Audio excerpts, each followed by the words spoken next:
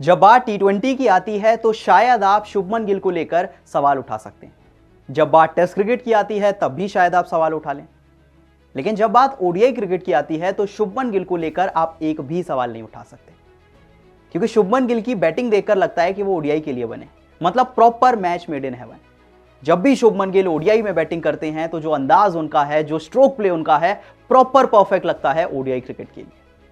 और देखिए ना, जैसे ही ओडीआई क्रिकेट आया शुभमन गिल की फॉर्म अपने आप ही वापस आ गई और धीरे धीरे वो जस्टिफाई भी कर रहे हैं कि क्यों अजीत आगरकर ने, क्यों इंडियन टीम ने शुभमन गिल में वो इन्वेस्टमेंट की है और क्यों उन्हें वाइस कैप्टन बनाया गया है। मतलब आपने बहुत बार देखा होगा मुझे शुभमन गिल को लेकर सवाल उठाते हुए, पर वो सवाल सिर्फ मेरे नहीं है।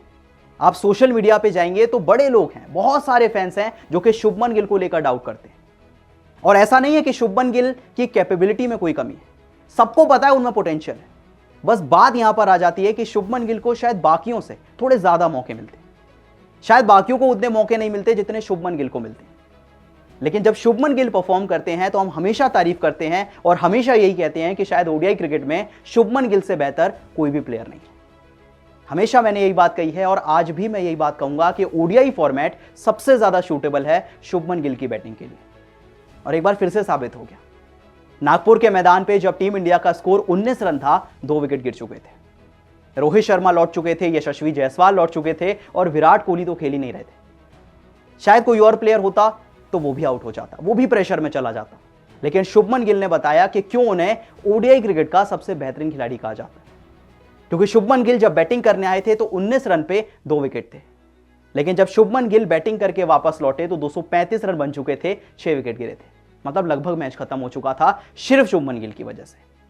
शुभमन गिल आते हैं प्रेशर सिचुएशन में 3 नंबर पे बैटिंग करते हुए, विराट कोहली की जगह खेलते हुए 96 बॉल पे 87 रन बनाते हैं, 14 चौके लगाते हैं और शायद हार्दिक पांड्या नहीं होते तो उनका शतक भी हो गया होता।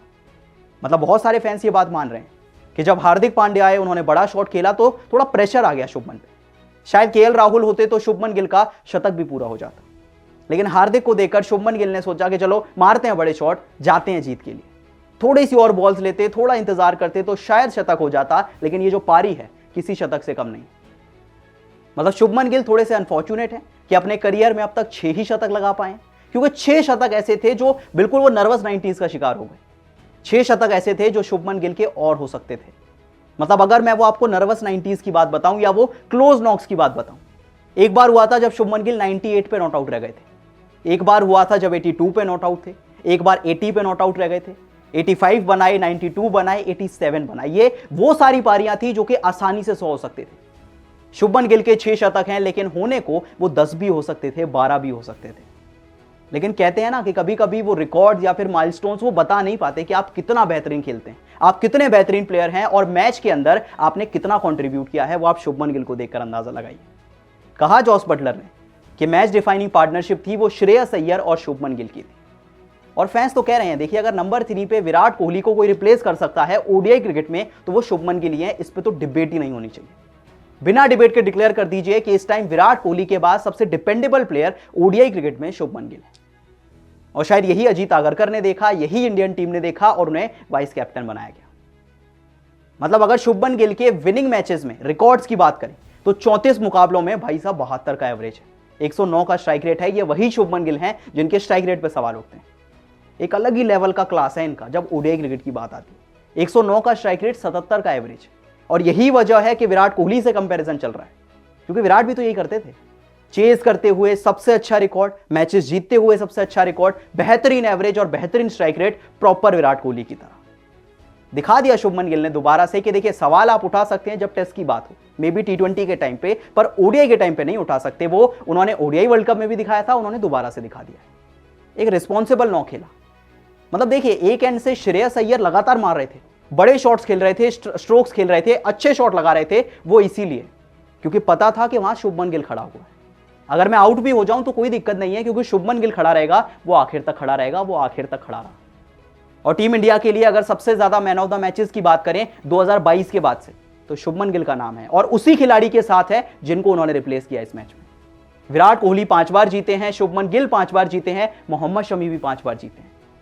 और ये दिखाता है कि ओडीआई वर्ल्ड कप में शुभमन गिल का कोई कंपैरिजन ही नहीं है। संजय मांजरेकर ने कहा उन्होंने कहा कि देखिए वो जो वर्ड है ना, लंबी रेस का घोड़ा, कुछ प्लेयर्स के लिए बिल्कुल सही बैठता है। मतलब कहते हैं ना कि आप उम्मीद करके चलते हैं कि जो प्लेयर है उस पर हम बहुत टाइम तक भरोसा कर सकते हैं, ये आगे जाकर बहुत बड़ा प्लेयर बनेगा। शुभमन गिल एक ऐसे प्लेयर है, मैं उन पर ट्रस्ट करता हूं, और ये कहावत बिल्कुल सही बैठती है कि वो लंबी रेस के घोड़े हैं, वो इंडिया के लिए बहुत खेलेंगे। खैर, शुभमन गिल के नाम एक और बड़ा रिकॉर्ड है, मतलब वो दुनिया के पहले प्लेयर बन गए हैं, एक्चुअली इंडिया के पहले प्लेयर हैं जिन्होंने 2000 रन बनाए हैं 55 का एवरेज मेंटेन करते हुए और 100 का स्ट्राइक रेट मेंटेन करते हुए। भाई साहब, किसी ने भी नहीं बनाए कि 2000 रन बना दिए हो, 55 का एवरेज हो, 100 का स्ट्राइक रेट हो, किसी का भी नहीं है, सिर्फ शुभमन गिल का है। मतलब शुभमन गिल के स्टैट्स देखें तो भाई साहब 2000 से ज्यादा रन है, 59 से ज्यादा का एवरेज है, 101 से ज्यादा का स्ट्राइक रेट है, 14 50s लगा चुके हैं, 6 100s लगा चुके हैं। ये शुभमन गिल हैं, इनका ओडीआई क्रिकेट में कोई कंपैरिजन नहीं। आप बताइए शुभमन गिल की पारी आपको कैसी लगी, और क्या आपका भी यही मानना है कि भाई साहब शुभमन गिल को लेकर भले ही टी20 में सवाल उठ सकता है, टेस्ट में उठ सकता है, लेकिन जब ओडीआई की बात आती है तो शायद शुभमन गिल वो विराट कोहली के बाद वो डिपेंडेबल प्लेयर माने जाते हैं। आप बताइए शुभमन गिल का नॉक आपको कैसा लगा, मुझे कमेंट सेक्शन में बताएं, और वीडियो पसंद आई तो वीडियो को लाइक और शेयर जरूर करें।